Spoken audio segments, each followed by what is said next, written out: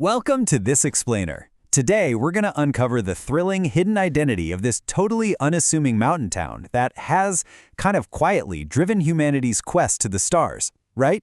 Like when you think of space exploration, your mind probably jumps straight to places like Cape Canaveral or Houston, massive coastal launch pads or those sprawling metropolitan control centers. But today, we're actually reorienting our map. We're heading high up into the mountains to discover how one small city made an absolutely giant impact on our understanding of the universe. So most tourists head to Flagstaff, Arizona for things like the cool mountain air, the beautiful pine forests, and honestly, just incredibly easy access to those stunning landscapes of the American Southwest. But right alongside those hikers are the ghosts of Apollo astronauts and the legacies of pioneering astronomers. Because the reality is, this picturesque mountain town actually holds a staggering, century-long cosmic resume. It literally operates as a vital global space exploration hub. And we're talking about a long history here. For more than a century, this town has sat right at the absolute forefront of astronomy and planetary science.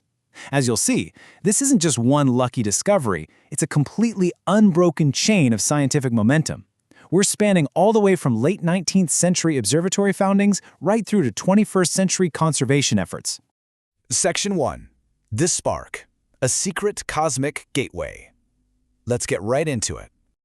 To see how this whole thing started, we actually have to rewind all the way back to 1894.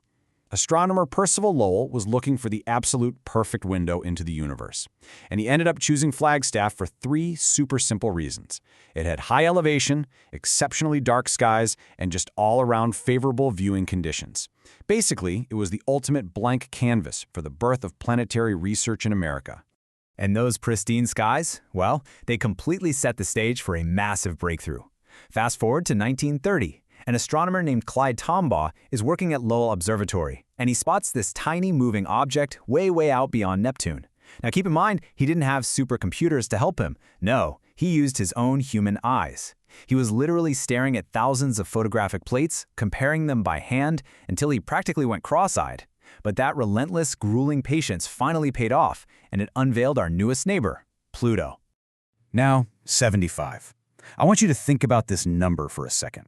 For over 7.5 decades, 75 years, Tombaugh's discovery reigned supreme as our ninth planet. That is just a massive stretch of time for a single, manual observation to completely define the outer boundary of our solar system, literally rewriting the science textbooks for the entire 20th century. Of course, science is always evolving, right? So in 2006, Pluto was officially reclassified as a dwarf planet. I know, sorry to all the hardcore Pluto fans out there. But listen, regardless of its official title today, just the act of unearthing it permanently put Flagstaff on the map. I mean, its initial discovery absolutely remains one of the most significant moments in all of astronomical history. Moving on to Part 2, the training ground, preparing for the moon. So, by the time the 1960s rolled around, the space race is fully on, and NASA had this huge problem. You can't exactly land on a world you don't really understand, right? To solve this, the United States Geological Survey stepped up and established its Astrogeology Science Center right there in Flagstaff, and their mission was absolutely crucial: help NASA create highly detailed maps of the lunar surface. Because to successfully pull off the Apollo missions, scientists needed a profound understanding of lunar geology. And guess what? They found their ultimate Earthbound laboratory right there in northern Arizona. It turns out northern Arizona was literally the perfect terrestrial stand-in for an alien environment. Like, just east of Flagstaff is Meteor Crater. It's this brutal, massive impact zone that perfectly mirrors what you'd see on the moon or Mars. Add in all the local volcanic fields, the lava flows, the cinder cones, and scientists suddenly had this real-world, totally accessible laboratory sitting right in their backyard. And because of that uncanny resemblance, the Apollo astronauts actually packed their bags and headed for Flagstaff. Before making history up in space, they were out there hiking these local volcanic fields. They had a three-step training process. First, learn how to recognize alien geological features with their own eyes. Second, practice collecting actual scientific samples. And third, understand how planetary surfaces evolve over time. They were literally walking the Arizona dirt to practice for walking on the moon. All right, Part 3, the modern mission, mapping tomorrow's space excursions. Now, Flagstaff definitely didn't just pack up and call it a day when the Apollo program ended. Not even close. Today, the USGS Astrogeology Science Center is still the beating heart of robotic exploration. Before NASA sends machines out to roam Mars, or probes to track an asteroid or explore distant worlds, well, all that crucial data runs right through Flagstaff first. And that brings us to Part 4, Preserving the Dark Skies, a Modern Commitment. Because really, what good is a cosmic gateway if you can't actually see through the glare, right? The city realized this, and in 2001, these incredible, passionate community efforts against light pollution officially paid off.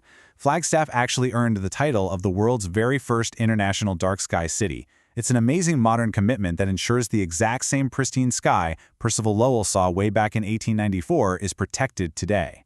So whether you're a professional scientist or just an amateur stargazer, you can still step outside and see thousands of stars on any given clear night. When you look at the whole picture, from discovering Pluto to literally guiding robots across Mars, Flagstaff has genuinely shaped our cosmic destiny. I love this quote because it hits the nail right on the head. Groundbreaking discoveries do not always happen in major cities or massive research complexes. It just goes to show that sometimes the absolute most important work begins quietly, right beneath the clear mountain skies of a small city in northern Arizona. It really makes you reconsider the whole map of human achievement, doesn't it? As you look around your own state or your own country, what incredible histories might these seemingly ordinary places be concealing?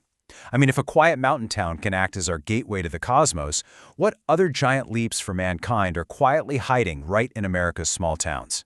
Think about that the next time you look up at the night sky. Thanks so much for joining me for this explainer today.